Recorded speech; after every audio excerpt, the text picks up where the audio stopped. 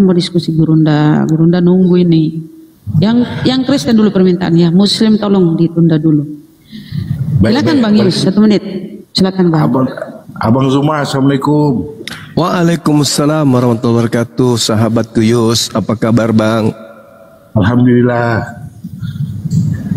Masya Ini Allah. Bang, saya ikut abang ini dari 2 bulan Bang.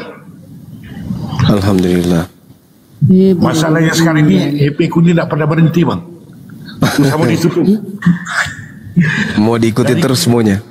Ya, dari pagi sampai ke malam. Ya Allah. Kerja pun sampai sekarang Bang. On terus. Enggak kerja. Kerja Bu. Kerja. Oh, Tapi kerja. siap-siap. Senyap-senyap. Diberankan sekejap. Nanti sudah oke. Nanti buka Senyap. lagi, gitu. Balik lagi. Oh.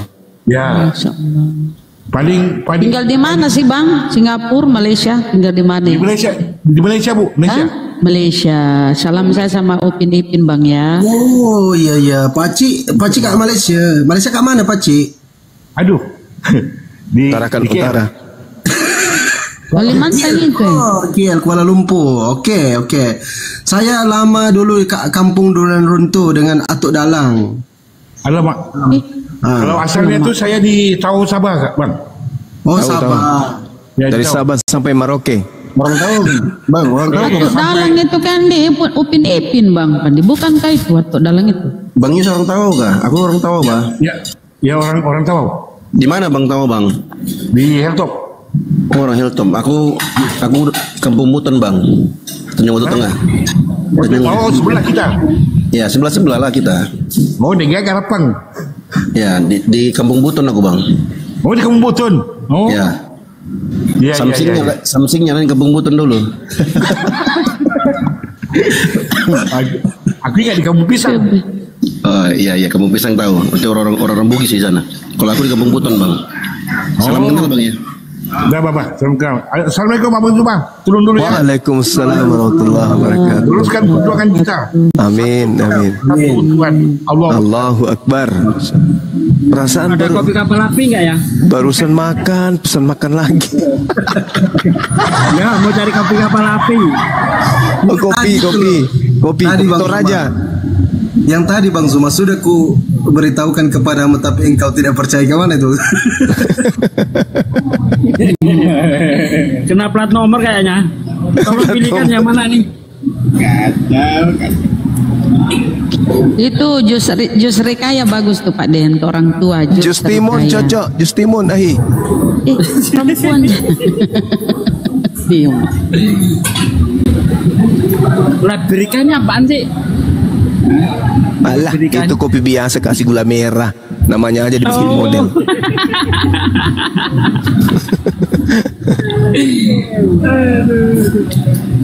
Cuma kopi biasa kasih gula merah gitu doang. Enggak Iya. salah aku.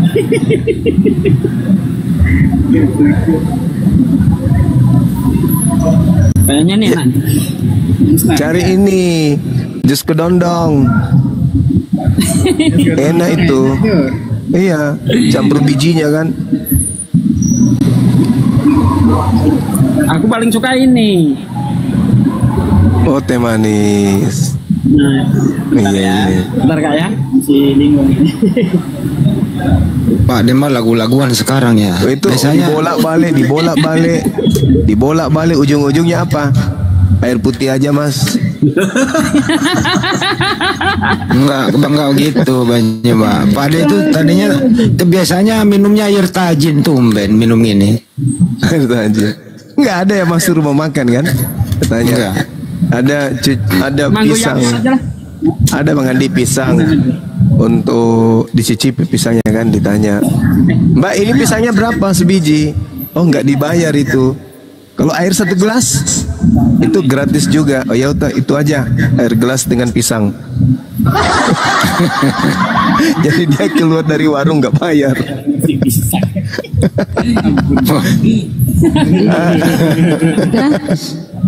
Iya, dia cari air putih kan gratis dengan pisang. Dihabisi lah pisangnya orang satu sisir.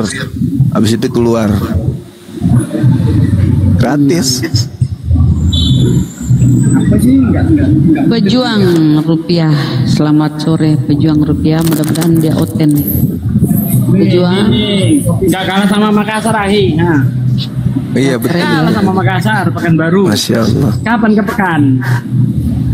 Saya maunya ke Riau, habis itu ke Pekanbaru. Biar ini, biar teratur perjalanannya, tertib. Nggak bingung kan ini. Ada yang mau ngajak ke sini, ada yang mau ngajak ke situ. Harusnya diatur baik-baik. Itu yang kata Bang Juma, kopi cuma sama gula merah. Makanya nggak jadi kupilih. Orang dibilang cuma kopi sama gula merah, katanya ini nggak jadilah kupilih. Gula merah aja. Gula aren ya.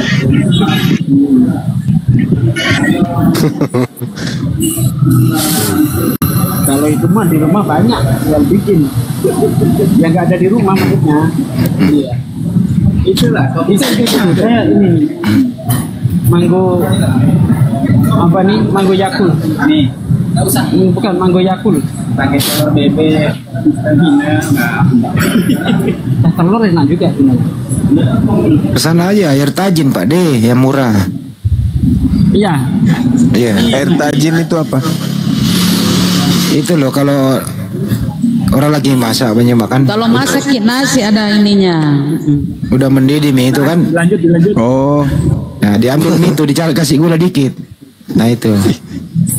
Waduh. sembarang. Itu, Bang. Lebih bagus air ini, air yang buat minyak kelapa. Sebelum dia jadi air kelapa kan ada air putihnya di bawahnya tuh. Itu aja. Pengganti susu zaman dulu. Zaman dulu kan gitu. Tidak ada susu kan mahal dulu kan, masih zaman susah. Ya bayi-bayi dikasih air tajin. Itu ada yang nanya tuh, Pekanbaru di mana itu? Di Panam, di kafe Jalan Subrantas aja. Jalan Subrantas, di kafe hoki apa? Koki. Leng kopi. Leng koki. Leng kopi. Oh, leng kopi. Ya udah, kalau mau nyusul nanti bayar sendiri. Nih. Gimana sih?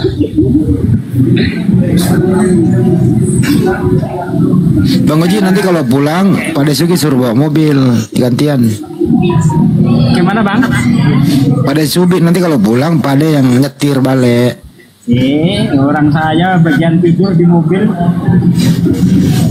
Di Pekanbaru itu banyak manusia, Bang. Semut. Kayak semut. Semut. Tapi semutnya manis-manis tuh. Mau salam sama dia, biar aku salamin. Apa itu? Mana tadi? Kang pula orangnya. Ini pun mau ketemu cewek. Nah, jelas. Banyak manusia juga di sana ya. Banyak.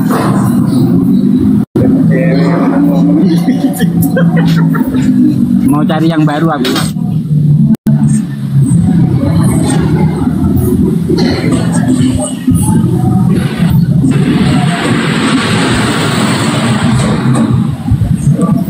Selamat siang. Selamat siang semua. Ya, saya Kristen. Boleh bertanya? Boleh, Bang. Oke, ya.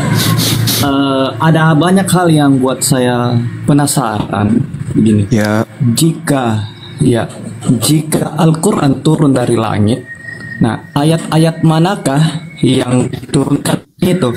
Apakah semua ayat-ayat atau surat-surat yang ada dalam Al-Quran itu yang diturunkan? Nah, kedua, jika Al-Quran itu sempurna, kok kata Mu'nim Si'ri itu ada sejarah kanonisasi Al-Quran pada zaman Utsman sampai Kairo pada 1924. Itu gimana ya, Bang Suma? Iya. Jadi semua Al-Quran itu, isi Al-Quran itu adalah wahyu dari langit. In huwa illa wahyu yuha. Itu adalah wahyu yang asalnya dari langit yang dihantarkan kemudian oleh Roh Kudus kepada baginda Rasulullah Muhammad sallallahu alaihi wasallam. Nah, terkait dengan Al-Quran, satu-satunya kitab di atas muka bumi ini yang terpelihara mata rantai penyampaiannya itu cuma Al-Quran, tak ada yang lain. Rasulullah menyampaikan dari lisannya ke para sahabat, sahabat menghafal, sahabat menulis. Begitu sampai seterusnya. Jadi secara turun-temurun Al-Quran itu terus ke bawah sampai kepada zaman sekarang ini. Terjaga dia itu. Karena kalau satu yang salah baca, maka dunia akan bergemuruh, akan menegur. Jadi tidak bisa Al-Quran itu dipelintir, Al-Quran itu disalah-salahin, tidak bisa. Karena Al-Quran ketika salah bacaan, maka dunia akan menegur. Pasti itu. Itu sudah dipastikan. Makanya legalitas Al-Quran itu sangat jelas, baik itu dari Allah maupun dari Rasulullah. Dan juga kami umat Islam mengetahui bahwa tradisi penyampaian Al-Quran itu pakai ilmu sanad. Mata rantai sanadnya itu jelas. Gitu Bang. Baik Bang, jika demikian berarti Al-Quran itu cuma ada satu penulisnya, yaitu Allah, ya kan? Begitu? Allah yang mewahyukan Bang. Allah bukan menulis. Iya. Allah yang mengilhamkan kemudian Al-Quran itu. Oke. Maksud saya adalah apakah Al-Quran itu turun secara fisik penuh? Enggak. Wahyu. Ilham. Diilham. Yes. Dan ada penulis-penulisnya yang terinspirasi begitu dari wahyu Allah itu, begitu ya Pak? Penulis ini bukan terinspirasi. Penulis ini adalah murid-murid Rasulullah, sahabat-sahabat Muhammad Rasulullah. Ya. Dan terus pertanyaan kedua aku tadi Bang, gimana itu ya? Ya, kami apapun gimana? Jika Al-Quran sempurna, kok ada sejarah kanonisasi di Utsman itu sampai di Kairo 1924. Itu mengalami pengeditan juga. Mungkin ini, terjemahannya kan atau gimana?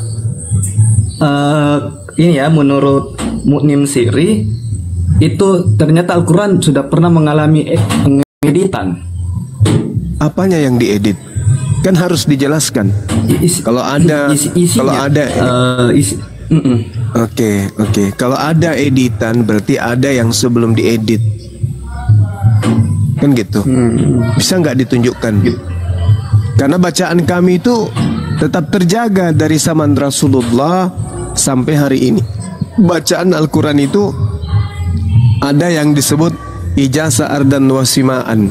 Jadi penyampai Al-Quran itu betul-betul bertemu antara murid dan guru. Jadi bertemu antara murid dan guru, tidak seperti kitab yang lain. Dia menerima pengajaran dari orang-orang lain, bukan dari guru, tapi hanya kesaksian-kesaksian. Kalau Al-Quran itu enggak. Al-Quran disampaikan kemudian oleh guru, diterima oleh murid. Muridnya nanti bisa ngajar kalau murid ini mendapatkan ijazah, legalitas dari guru yang tadi. Begitu seterusnya sampai ke kami.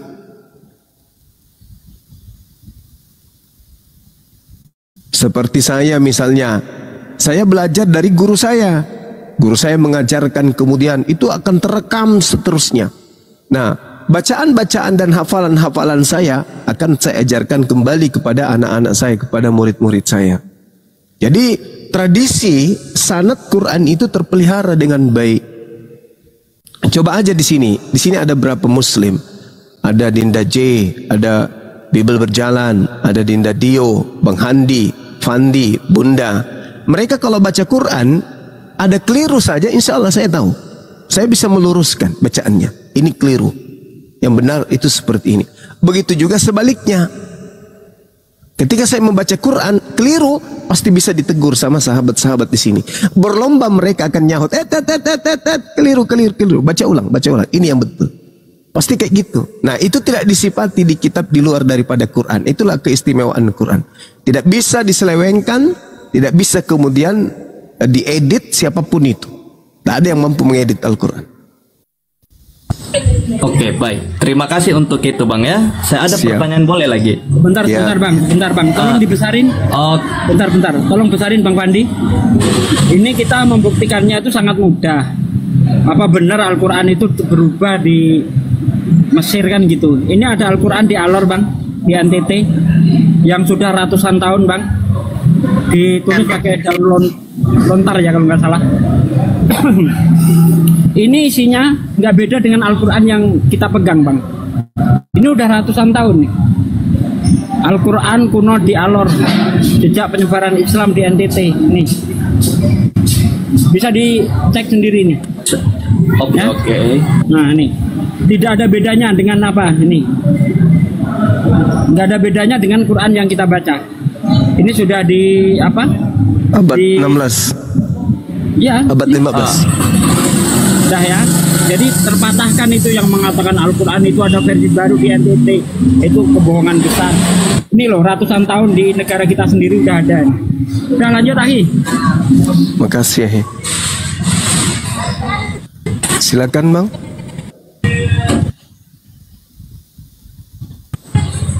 Jaringan saya jelas ya? Ya, suaranya masih Suara saya jelas. Siap. Oh, tapi Agak merah sih dulu, agak merah. Iya, itu makanya saya bertanya apakah suara saya jelas ya ini sekarang? Ya, Iya, karena jelas. masih Kristen Bang, karena masih Kristen jadi kayak gitu jaringan. Enggak. Lanjut. Nggak boleh langsung begitu kalau bagi saya ya. Kalau begitu Bang Suma, bagaimana membuktikan otentitas Al-Quran dalam perspektif sejarah dan arkeologi, Pak?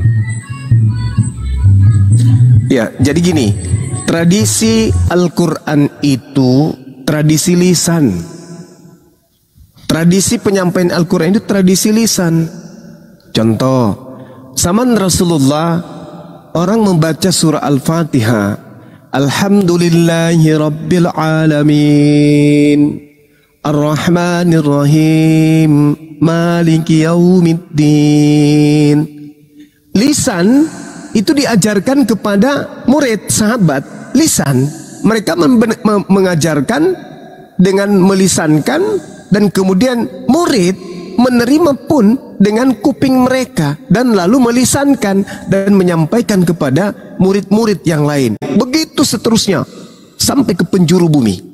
Jadi kalau ada yang mengatakan manuskrip secara otentik tidak ditemukan kemudian maka dikatakan salah, maka bagi kami itu tak masalah. Meskipun tak ada kemudian manuskrip Al-Quran, kami nggak akan keliru terhadap Quran kami. Kenapa? Karena Al-Quran itu bukan di buku, Al-Quran itu di dalam hati dan pikiran umat Islam. Jadi nggak bisa kemudian memiliki pergeseran nilai bahwa Al-Quran itu sudah ternoda, itu nggak bisa.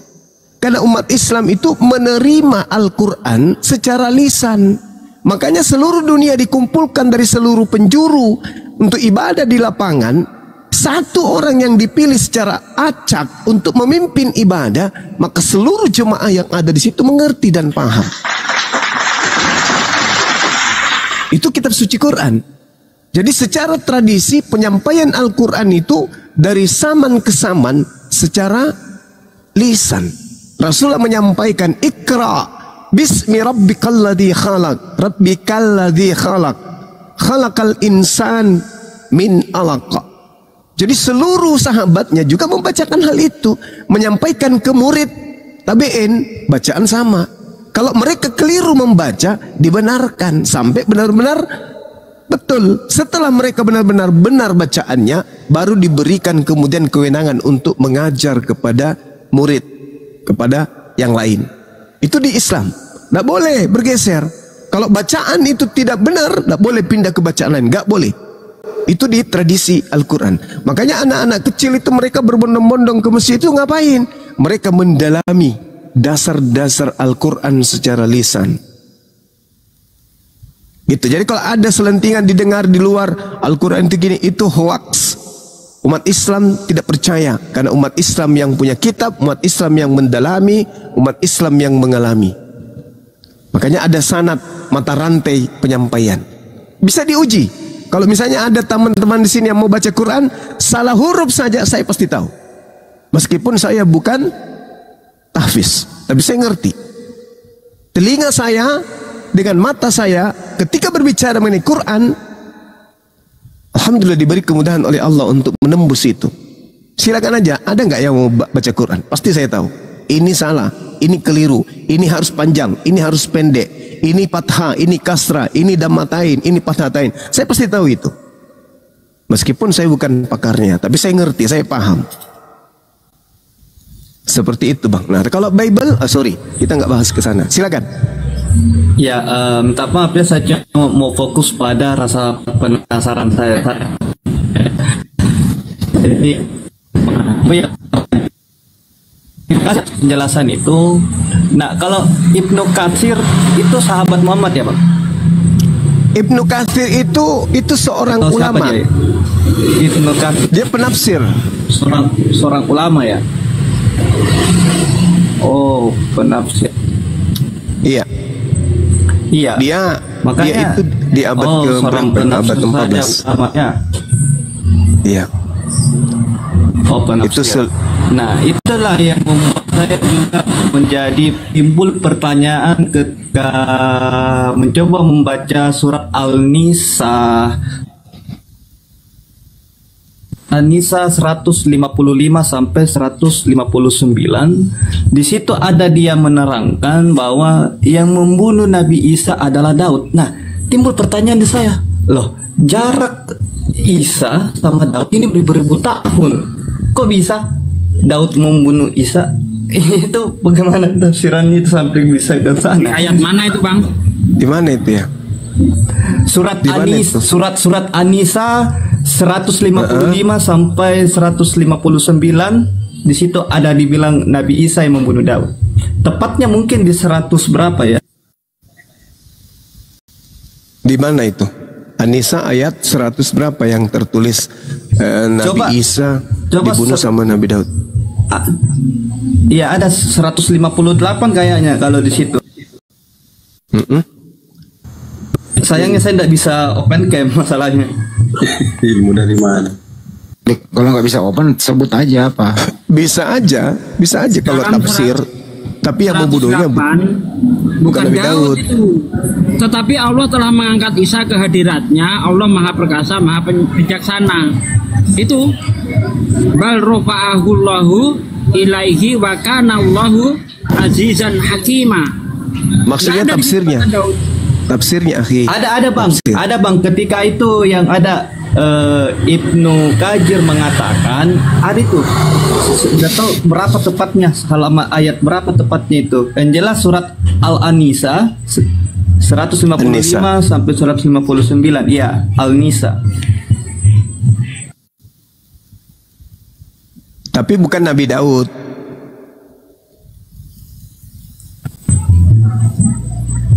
Bukan Nabi Daud. Iya, karena tidak mungkin Nabi Daud kemudian membunuh Nabi Isa. Itu di mana? Tafsiran, coba dicari yang tepatnya di mana, Bang? Iya, ini susahnya bagaimana. Kau buka dulu Bang ini apa nih? Bang Oten. Bawakan dulu Bang ungkapannya Ibnu Katsir. Jangan-jangan kau baca itu Abu Daud, Imam Jangan sampai Abu Daud, betul. Nah, Ibnu Katsir betul ini di surat Al-Nisa itu. Iya, ayat berapa, Bang? Ayat berapa? Ini yang mana? Ucapan yang mana? Coba bukakan. Nggak ada, beliau nggak ada sebut Daud di sini, Bang. Jangan-jangan misionaris lagi punya pekerjaan ini. Iya, kandaku. Itu Mun'im Sirri yang dia sebutkan tadi itu seorang liberal, dia agnostik ya. Iya, betul. Ibnu Katsir itu. Bukan. Sebut tadi Mun'im Sirri tadi. Oh, itu datamu tuh nggak valid, itu dari liberal bukan dari Muslim. Tapi dia seorang akademisi tuh, gimana ya? Besarin coba. Akademisi. Ini Ibnu Katsir nih. Apa kata Ibnu Katsir di sini coba? Iya. Bukakan. Yang Menurut Ibnu Katsir, Nabi Isa tidak dibunuh, melainkan diangkat ke langit. Bagaimana dia mau mengatakan Nabi Isa dibunuh Daud? Di sini udah jelas tuh, tidak dibunuh, melainkan diangkat ke langit. Nih, ya, oleh Allah. Ibnu Katsir menyatakan bahwa Nabi Isa belum wafat dan akan kembali di akhir zaman sebagai bukti hari kiamat semakin dekat. Nah, jadi nggak bakalan ada kontradiksi di Ibnu Katsir dong. Tuh, Ini Mas ya? ini Oh ya ya ya.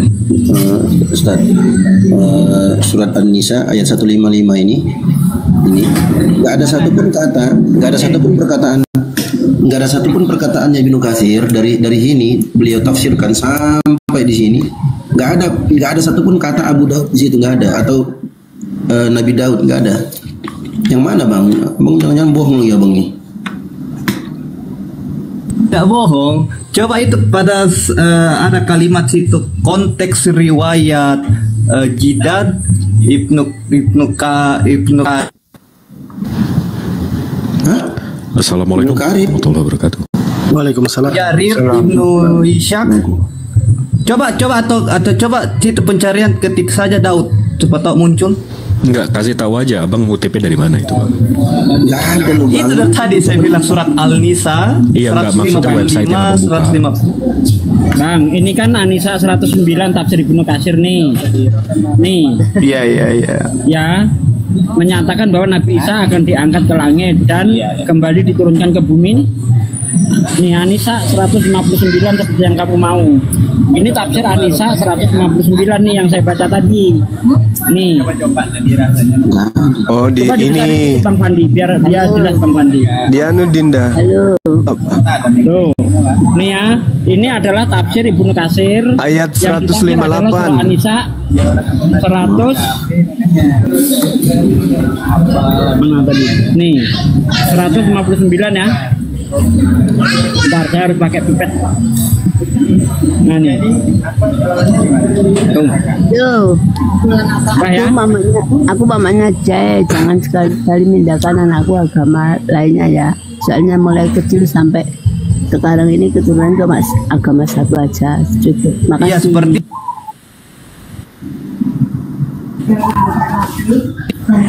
Iya sepertinya 158 Bang Suman. Iya, Dapat ya? 158. Iya, betul.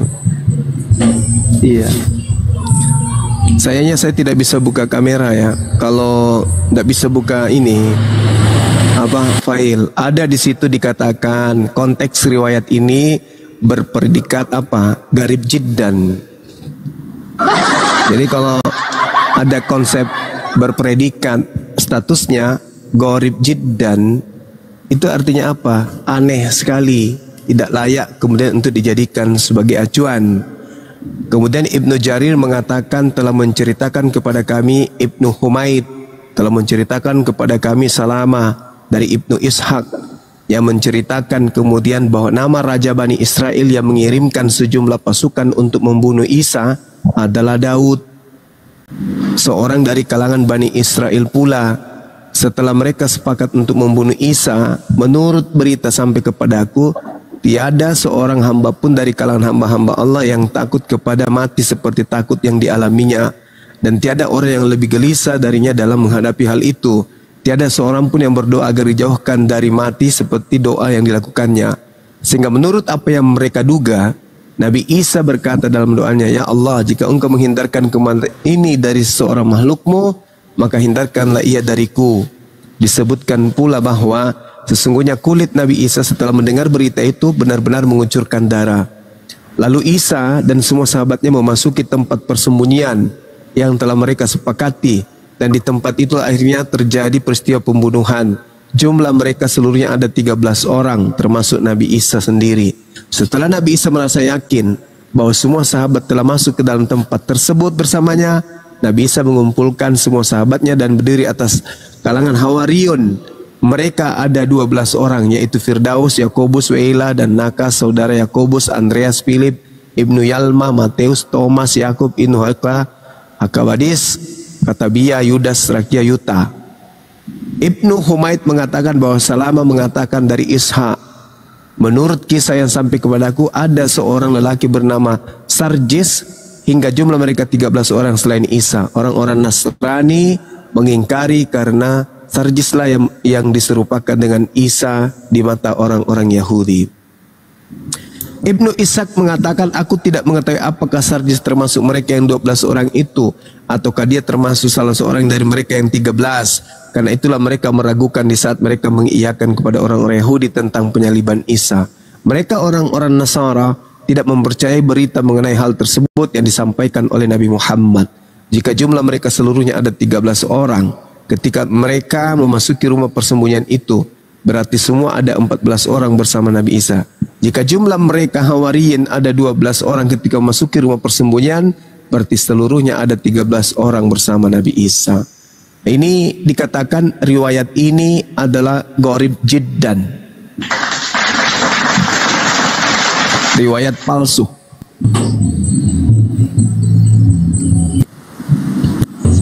Riwayat palsu. Yes. Coba Anda baca. Anda punya kan di situ? Ada kan tertulis gharib jiddan kan? Iya. Itu dia.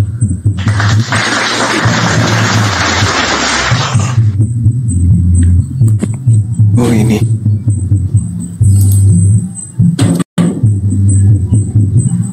Kencang kali bassnya bang. Baru deh. Biasa tetangga.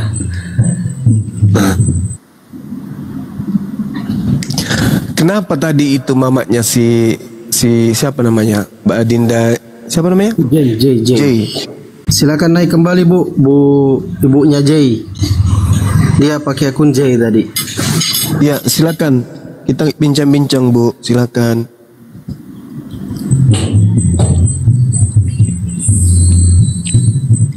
Mau kasih jaga mati dipukul mamaknya kan. Oke Bang Suma, terima kasih penjelasan itu. Ternyata itu adalah tafsiran yang untuk menjelaskan kepalsuan begitu ya? Iya betul. Oke. Terima kasih banyak. Bang Ehem, jangan dulu turun Bang Ehem ya. Ada data yang mau ditunjukkan ke Bang Ehem sebentar. Oke. Silakan mamanya J, dibuka mic-nya, mikrofonnya mamanya J. Kenapa tadi ngomong apa mamanya J? Ibu, silakan Bu. Halo. Ya, selamat malam Ibu. Malam. Saya cuma pesen aja, nggak usah mindah-mindahkan anak saya Jen. Masalah agama, soalnya mulai kecil, mulai keturunan itu agamanya ya tetap itu aja, Pak. Yoga, diam dulu Yoga. Ya. Diam Yoga. Sebetulnya itu enggak. Negara ini menjamin setiap penduduknya untuk memeluk agama masing-masing tanpa paksaan. Jadi ibu juga tidak bisa memaksakan anak ibu untuk menjadi seperti ibu. Ibu menjadi Kristen kan ibu nggak pakai akal sampai menjadi Kristen. Nah anaknya sekarang hidup di generasi yang memang serba orang sekarang hidup di zaman otak berfungsi. Kalau zamannya ibu zaman kuno, zaman dimana otak nggak dipakai, beragama hanya karena nenek moyang. Kalau Ananda J ini dia menggunakan akal, beda sama ibu. Meskipun dia darah daging ibu, tapi dia otaknya berfungsi, beda sama ibu. Gitu loh. Jadi jangan ibu memaksakan anaknya kalau mau memeluk agama Islam, Anda larang-larang. Nggak boleh Bu. Katanya ajaran kasih. Apa? Kasih tempe, kasih tahu. Kasih itu katanya mengasihi musuh. Lo kok anak sendiri milih agama keyakinan? Gimana sih wong agama? Agama kan sendiri masing-masing. Iya masing-masing. Terus kenapa ibu memaksakan? Kenapa ibu memaksakan orang yang mau memilih agama lain? Kenapa Anda paksa? Kenapa Anda melakukan penganiayaan? Hah? Itu kan anak saya. Walaupun anak ibu, tapi dia warga negara ini kan? Dia berada di bawah hukum zona Indonesia kan, di mana penduduknya tidak boleh dipaksakan memeluk agama yang lain. Enggak maksa saya. Loh, Anda sampai pijak. Kenapa Anda memijak? Kenapa Anda menginjak biji pelernya? Mau saya laporkan polisi? Kenapa Anda memijak peler seorang muslim? Kalau suami ibu, silakan Anda pijak sampai biji pelernya itu melar kayak kertas. Silakan. Ini seorang muslim Anda pijak biji pelernya, kami umat Islam gak terima. Paham? Enak aja. Jangan mentang-mentang dia anak ibu, tapi dia saudara kami. Dia seakidah dengan kami. Ibu mau apa? Ngambur, saya cukup. Maksakan agama kayak penjajah gitu loh. Cuman penjajah yang memaksakan agamanya kepada orang lain. Paham? Agama kasih kok gitu kali. Orang meluk agama, biji pelernya dipijak, nonotnya dipijak. Macam Tuhan aja, kayak Firaun. Anak-anak, tapi anak itu punya hak. Dia sudah memilih, dia udah dewasa, bukan anak bayi. Agama kasih, kasih tempe basi. Izin dulu Gurunda. Izin dulu. Mamaku juga kayak gitu loh, memaksakan kehendak dia kan, tapi nggak sampai diinjaknya nonotku. Ini parah kali mamaknya ku tengok. Nanti saya laporkan itu ya. Kalau sampai saya punya bukti-bukti Anda memijak biji peler daripada kelamin daripada saudara muslim saya, ibu akan berurusan dengan hukum.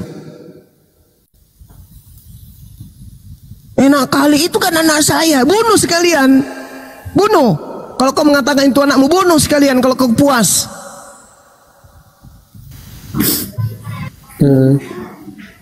Ini aku Bang Zuma. Biarkan ibumu ngomong dulu atau pamanmu. Ibu nggak boleh gitu deh. Sudah pergi dia Bang Zuma. Ibu nggak boleh gitu.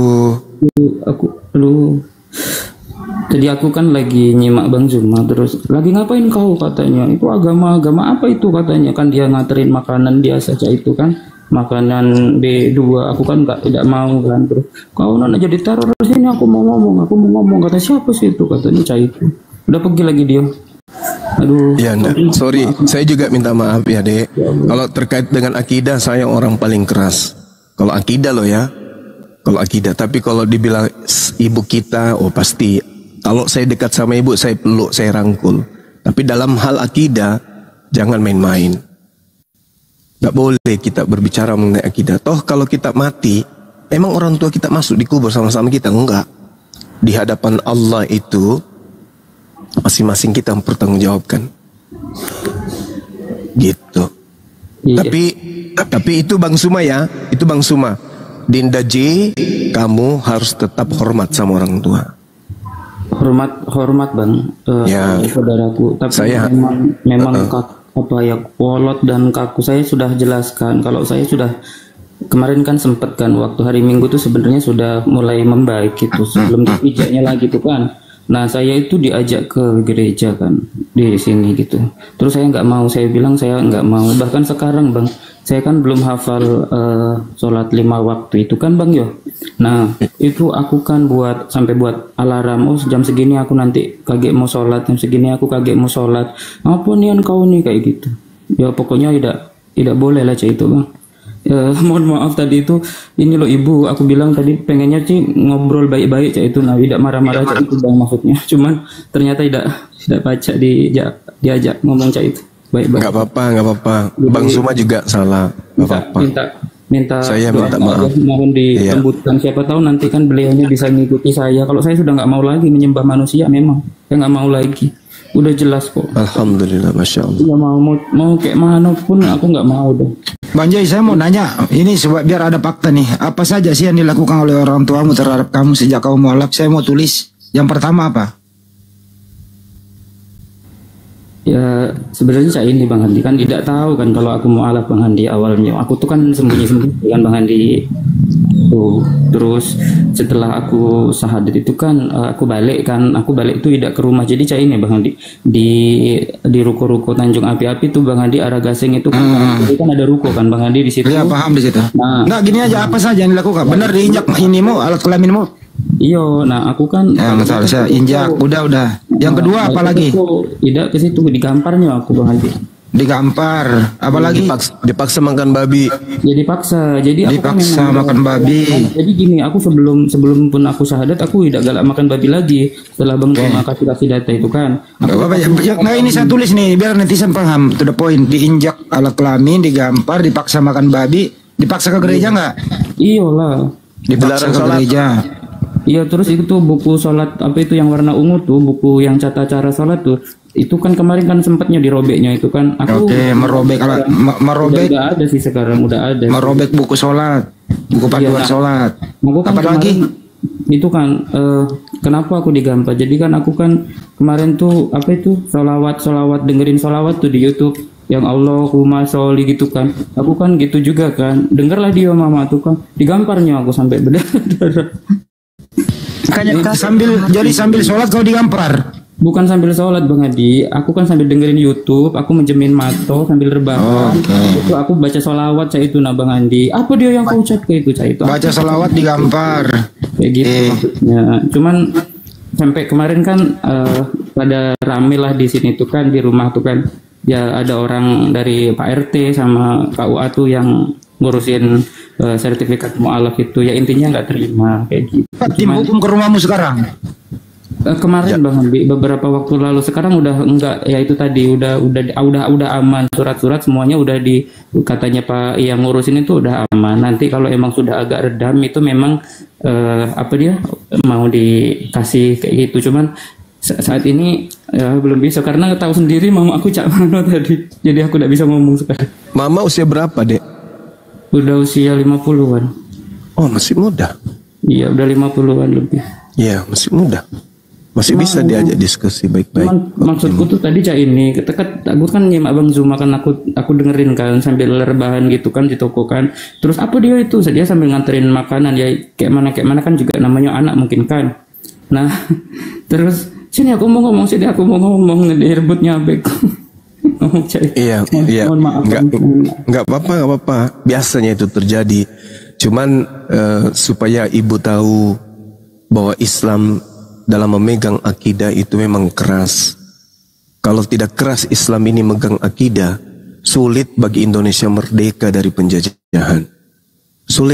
Sulit ajaran Islam ini nyebar ke penjuru bumi kalau kemudian yang Islam ini semuanya lemah. Makanya umat Islam itu memang tegas terhadap kebenaran, itu harus keras. Karena Tuhan mengajarkan itu. Nubuat tentang Islam itu ada di Ulangan 33 nomor 2. Itu Rasulullah datang membawa 1000 orang suci dari Madinah ke Mekah. Hukum yang dibawa adalah seperti tiang api yang menyala-nyala. Nah, itulah dasar pijakan api didirikan. Ulangan 33 nomor 2 itu. Hukum Islam itu seperti api yang membakar semua hukum jahiliyah di atas muka bumi. Islam keras terhadap orang-orang kufur yang ingin kemudian merusak Islam. Tapi Islam damai terhadap siapapun, termasuk orang-orang kafir. Islam mengizinkan orang kafir hidup berdampingan dengan orang-orang kafir, itu Islam izinkan. Islam izinkan kemudian kita jadi pemaaf terhadap orang-orang kafir, kasih kepada mereka, sayang kepada mereka. Islam itu di Islam. Bahkan Islam mengajarkan supaya anak-anak Islam yang orang tuanya masih kafir untuk taat. Ada perintahnya, Al-Quran surah Luqman ayat 14 ayat 15. Itu dalil dalam Al-Quran. Memang Islam itu memegang akidah itu sangat luar biasa. Islam begitu datang, Rasulullah mengajarkan tentang akidah, itu 13 tahun lamanya. Hanya untuk menghantarkan manusia paham dengan akalnya, dengan perasaannya, dengan matanya, dengan hidungnya, dengan telinganya, dengan jasadnya, bahwa tiada Tuhan selain Allah. Itu 13 tahun Rasulullah gembleng itu sahabat-sahabatnya. Nah, kita umat Islam jangan disentuh akidahnya. Islam itu sangat cinta, sangat sayang kepada saudara-saudara Kristen. Cinta sekali. Sampai-sampai pada masa penjajahan, Belanda berhasil diusir, yang membersihkan rumah ibadahnya orang Kristen itu mayoritas Islam. Gereja-gereja yang ditinggalkan oleh Belanda itu dibersihkan oleh umat Islam untuk ditempati saudara-saudaranya Kristen untuk ibadah.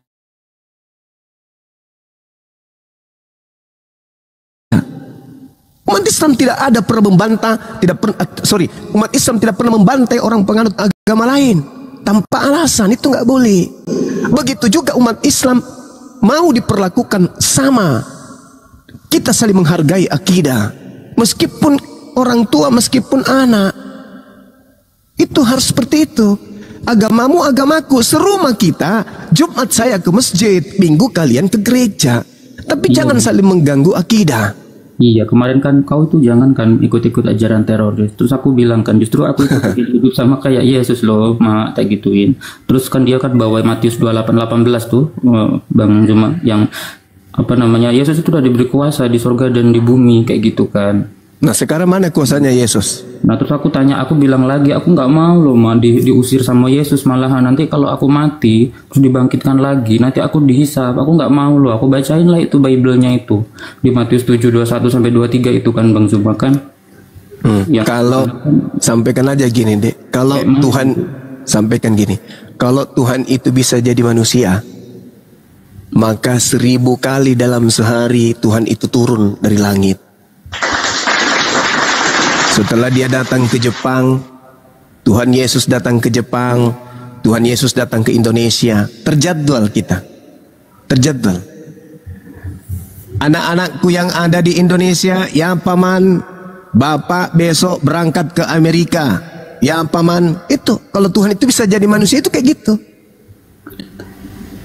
Dia turun, begitu COVID disembuhkannya semua orang di rumah sakit itu. Dan kalau Tuhan seperti konsepnya ibu Anda, ibu Adinda ini, maka Tuhan sekali lagi saya katakan, pagi ada di Makassar, sore ada di Jepang, mungkin subuh ada di Jakarta dan seterusnya. Andai bisa jadi manusia. Itu kemarin waktu di toko, aku kan dilempar sama patung kucing itu. Untung aku nggak dilempar sama patung Yesus. Kalau aku dilempar sama patung Yesus, matilah aku. Besar kali kan itu patung Yesus. Ya kayak gitu jadinya. Dan kalau Tuhan itu bisa jadi manusia dan nebus dosa, maka ketika kemudian kemaksiatan kembali muncul di dunia ini, turun lagi Tuhan, mati lagi dia disalib. Iya kan? Benar nggak? Kan dia bisa jadi manusia untuk nebus dosa. Nah sekarang sudah banyak lagi dosa nih. Ya turun lagi, mati lagi. Kan begitu. Masa ada Tuhan turun ke bumi, kemudian dia gagal mengkristenkan Yerusalem. Gagal dong. Jadi sampaikan ke ibu kita, ya silakan ibu beragama dengan keyakinan ibu. Saya tidak ganggu. Ini pilihan saya. Negara kita menjamin setiap pemeluknya, setiap penduduknya untuk memeluk agama dan kepercayaan sesuai dengan keyakinan masing-masing. Gak boleh dipaksa. Gak boleh dipaksa. Lain cerita kalau Dinda ini masih di bawah 17 tahun. Kalau sudah di atas 17 tahun, orang memilih itu hak, tidak bisa diganggu gugat. Gak bisa. Jangan karena begitu sayangnya sampai melanggar hukum. Jangan. Jadi kita harus saling menghargai.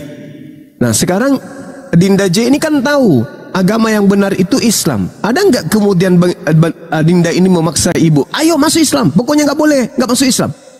Kalau enggak, ku kasih makan ayam. Kan enggak kan? Enggak bang. Enggak. Padahal Dinda J ini menemukan kebenaran. Kalau Islam itu radikal, maka Dinda J mengamuk dalam rumah. Pokoknya semua simbol-simbol Kristen hapus di rumah ini. Gak boleh ada lagi. Gak ada. Kristen itu agama sesat. Andai saja Islam itu mengajarkan Bang Dinda J ini teroris. Buktinya justru beliau ini yang dihantam di rumah. Mana yang teroris sebenarnya? Mana yang teroris? Ya dialah. Nah, makanya agama Waalaikumsalam warahmatullahi wabarakatuh. Makanya agama itu pendalamannya harus akal. Supaya anak-anak kita itu memegang akidahnya kuat. Nah coba lihat, ada nggak kemudian orang yang belajar Quran murtad? Nggak ada. Nggak ada. Orang yang banyak mu'alaf itu orang yang belajar Bible. Kebalik. Kayak mana nonotku mau sembuh tidak besar-besar ini tambah besar nggak sembuh-sembuh, dipijatnya udah 2 kali 3 kali kan. Kenapa harus sasarannya itu sih? Soalnya ya itu kan nggak boleh sunat, aku sembunyi-sembunyi kan aku sunat itu bang. Loh Gimana ceritanya nggak boleh sunat? Suruh baca suruh baca Kejadian 17 nomor 14. Orang yang tidak bersunat itu diperintahkan untuk dibunuh. Baca Yesaya 52. Orang yang tidak sunat tidak boleh masuk ke bait suci. Baca Yehezkiel 44 nomor 9. Orang yang tidak bersunat, Yesaya 52 nomor 1. Orang yang tidak bersunat tidak boleh masuk ke kota suci. Yehezkiel 44 nomor 9. Orang yang tidak sunat tidak boleh masuk ke bait suci. Wahyu 21:27. Orang yang tidak sunat tidak boleh masuk surga. Suruh mama baca. Itu dalil itu. Tidak bisa masuk surga orang yang tidak bersunat. Wahyu 21:27. Tidak bisa masuk rumah ibadah orang yang tidak bersunat. Yehezkiel 44 nomor 9. Tidak boleh orang masuk ke Yerusalem baru kalau tidak bersunat. Yesaya 52 nomor 1. Mau kemana perginya kalau tidak bersunat? Mau kemana? Yesus datang kepada domba, dombanya bersunat semua. Tidak bisa masuk ke dalam gabungan domba-domba Yerusalem kalau tidak bersunat. Itu jadikan sebagai serigala nyamar domba. Islam bertemu dengan Bani Israel, domba Israel.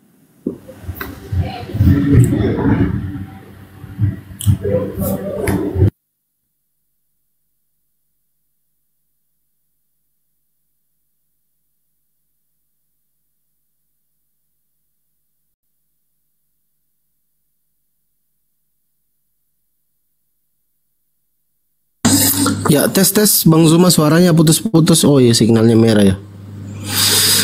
Ustadz Romi tadi mana? Naik kembali Ustadz Romi. Itu signal Bang Zuma. Saya yang undang beliau itu, Ustadz Romi itu. Ya, silakan naik kembali Ustadz. Beliau itu di Palembang. Gitu loh. Ustadz Romi naik lagi. Jadi moderator mungkin nggak kenal gitu. Bang Zuma kena report pula lagi, aduh. Cuma emang aku juga salah sih Bang Handi. Mana Ustadz Romi? Aku sebenarnya bentar deh. Juga. Signal kanda, signal. Kurunda signal. Aku yang bersunat, aku pula kau tombak. Tidak sih Bang Zuma, cuman aku juga salah juga sih. Kemarin kan aku kasih tahu. Kan aku juga dapat kebenaran kan nggak secara instan cah itu. Cuman aku kemarin bilang kan, ada 2 Yesus di situ mak. Aku bilang cah itu kan. Nah, jadi bagus. Aku bilang cah itu kan. Kalau mama nak ngikut Yesus yang mana dulu mak? Yesus anaknya Bunda Maria manusia suci, dia utusan, atau yang mana? Atau Yesus versi Paulus mak? Aku bilang cah itu kan. Aku bawa juga. Aku kasih tahu lah itu dia di dalam Bible itu ayat-ayatnya cah itu. Mama buat ini, mama bawa itu ditulis kapan mak kitab itu? Aku bilang cah itu kan udah. Nanti mama kalau udah ngikutin justru tidak mengikuti Yesus, itu nanti mama diusir loh. Aku udah bilang cah itu bang. Wah marahlah dia. Aku juga salah sih soalnya. Maksudnya enggak pelan-pelan. Mama itu loh, aku bilang kan, mama itu loh, itu bapak katanya kan, tidak setiap orang yang memanggil aku Tuhan, aku sampai bilang cek itu kan, akan masuk ke dalam kerajaan Allah. Orang yang masuk ke dalam kerajaan Allah hanyalah mereka yang melakukan keinginan Bapakku yang di surga. Nah, aku nggak mau loh mak, nggak mengikuti keinginan Bapakku. Kalau kita mak tetap di Kristen, berarti Bapak kita itu Bapak Paulus mak, bukan Bapak Allah Subhanahu Wa Taala. Aku bilang cek itu kan.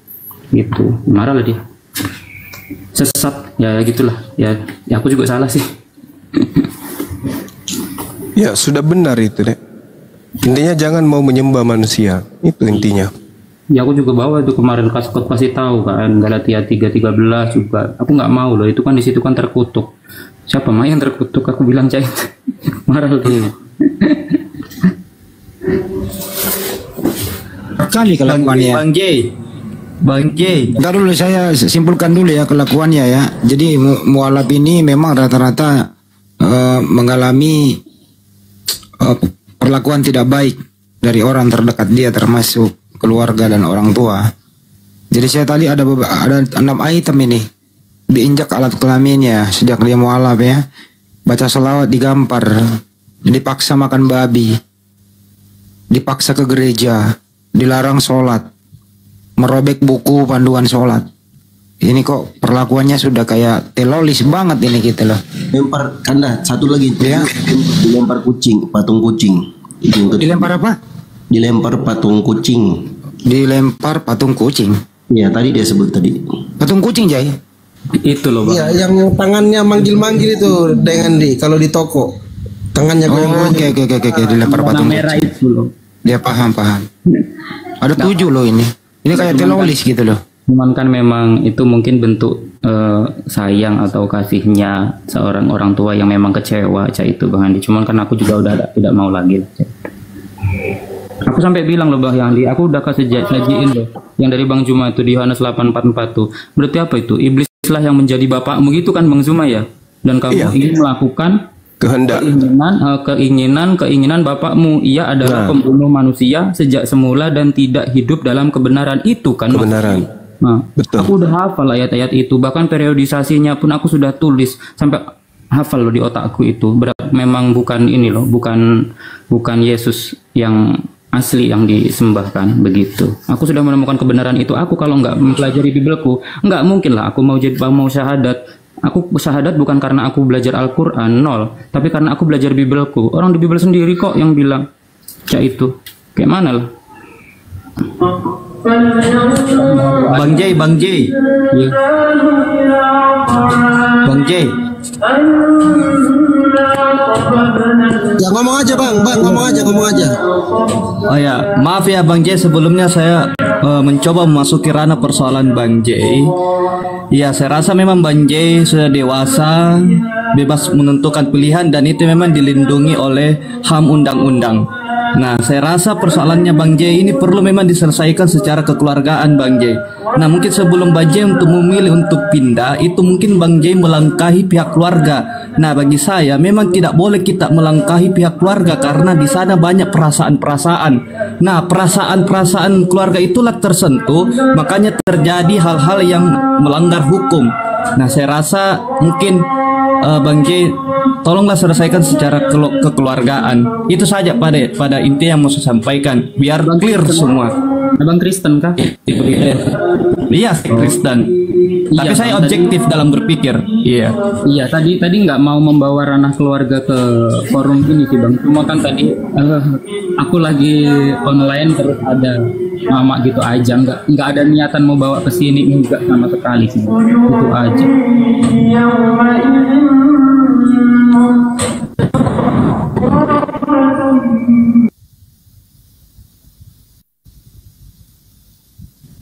Kalau yoga, Anda mengalami apa yoga sejak memeluk Islam? Kalau yoga apa yang Anda alami? Seperti Jaika? Yoga menjauh kali ya? Iya bang. Ya, kalau Anda sendiri apa yang Anda alami? Assalamualaikum. Waalaikumsalam. Assalamualaikum. Ya, dia yoga apa yang Anda alami? Oh iya. Kalau kejadian sama seperti CJ ini ya hampir sama lah kan, cuman ada berbeda kasus lah kan. Kalau CJ kan sampai di nonotnya sampai nggak berfungsi kan. Kalau aku sunatnya itu nggak dipermasalahkan, yang sunat itu kan yang dipermasalahkan itu cuman cuman kayak keimanan tadi kan itu yang dipermasalahkan gitu.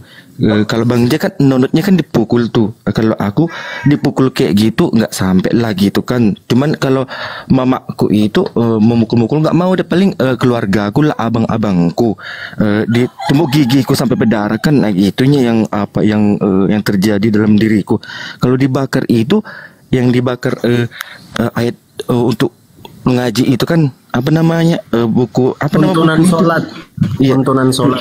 Iya, dibakar itu sama sejadah itu sudah pastikan dibakar, dan 2 kali itu dibakar sama mereka gitu. Tapi kalau yang parah kayak si J yang sampai dipukul nonot ini nggak ada terjadi sama aku. Oh, jangan bilang nonotku nggak berfungsi loh yoga. Nonotku masih berfungsi, cuman belum bisa digunain. Cak itu baru. Ya itulah kan dipijak dia kan nggak berfungsi, payah berfungsi ini itu. Udah. Masa depan lo itu Bang J. Artinya yoga ini mengalami hal yang kurang lebih sama ya. Ya udah, apa-apa itu aja sih. Iya, Siap. Ya, itulah teman-teman Kristen Anda dengarkan. Sedangkan banyak ada kok orang yang murtad. Si Udin murtad itu nggak diapa-apain sama orang tuanya. Banyak yang murtad juga nggak diapa-apain. Banyak keluhan masuk sama kita, orang tuanya nggak pernah kekerasan sama anaknya begitu. Bahkan lebih didekatin, dia silaturahmi yang baik begitu. Akhirnya anaknya kembali lagi. Kok ini kebalik banget ya gitu.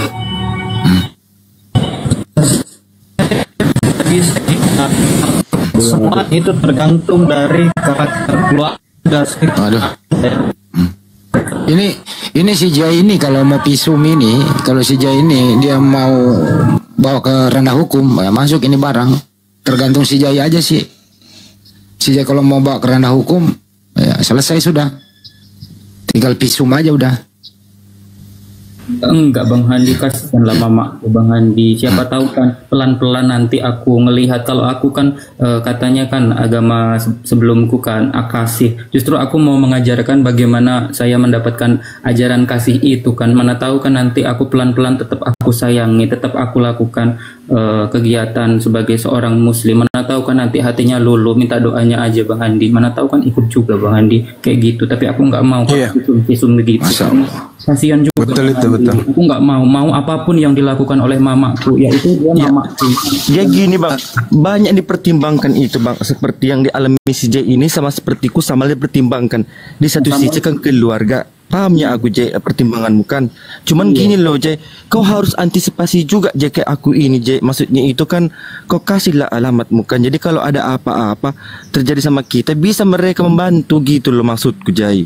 Iya, aku tahu Yoga. Cuma ini Yoga, sekecewa-kecewanya orang tua. Hanya omong aja sih. Kau juga kan mau dibunuh misalkan kayak gitu. Nggak mungkin lah mereka itu mau ngebunuh kita. Mana ada mereka mau ngebunuh kita? Agama kasih masa ngebunuh kan? Nggak mungkin lah itu. Kayak gitu kan. Kita tunjukkan aja ajaran kasihnya. Memang sekarang masih canggung, tapi kan pelan pasti juga orang akan cak ini ternyata kayak gini yo kan cak itu. Jadi kita tunjukin aja kayak mana sih sebenarnya ajaran Islam ini yang katanya teroris. Mana ada aku buat rakit bom? Enggak ada lah. Mana ada? Enggak ada lah itu. Agama teroris. Tadi netizen dibawa langsung aku yang salah. Ini kalau sesuai dengan hukum yang berlaku, kalau si J mau melakukan itu, ini masuk ranah hukum. Masuk. Tapi si J tidak melakukannya karena dia masih sayang sama orang tuanya. Itu loh. Netizen kok suka mengadili orang ya? Masya Allah. Lanjut. Sampai kapan nonot mau dipukul kayak gitu kan? Ya udah, jangan kau minta dipukul lagi. Tambah besar nonotku lo, udah besar kan. Bukan kayak gitu lo kan. Cukup udah cukup. Oh ya udahlah. Udah, jangan dibahas lagi nonot. Urusan nonot di belakang aja.